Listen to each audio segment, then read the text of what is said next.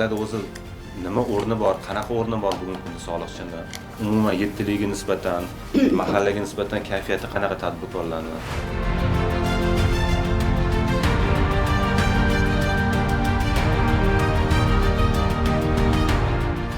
Mana bugun bizning mahallamizga Toshkent shahar soliq boshqarmasining boshlig'i tashrif buyurdilar. Hududimizda o'sha faoliyat yuritayotgan tadbirkorlarni qo'llab-quvvatlash bo'yicha, o'sha yangi ish o'rinlari yaratishda, o'sha ishsiz fuqarolarni ishga joylashtirishda albatta juda katta yordam berishyapti. Bugungi kunda aniqlangan muammolarni bartaraf etish bo'yicha har bitta mahallada soliq o'sha xodimi birgalikda ishlaymiz, hamkorlikda.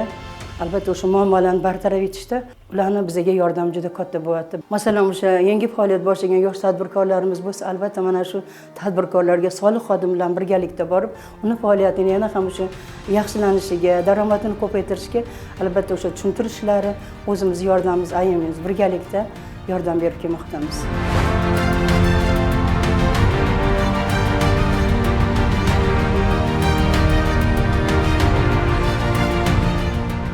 Tashrifdan maqsad shu 7 mavjud bo'lgan soliq xodimini ish faoliyatini o'rganish masalasida kelishdilar. 7 xodimlar bilan suhbat o'tkazdilar. Suhbatdan maqsad shu xalqni rozi qilish, tadbirkorlarni rozi qilish, tadbirkorlar bilan birga ishlash, mahallada o'zi soliq xodimlari bilan birga 7 a'zolari hamkorlikda ish olib boradi.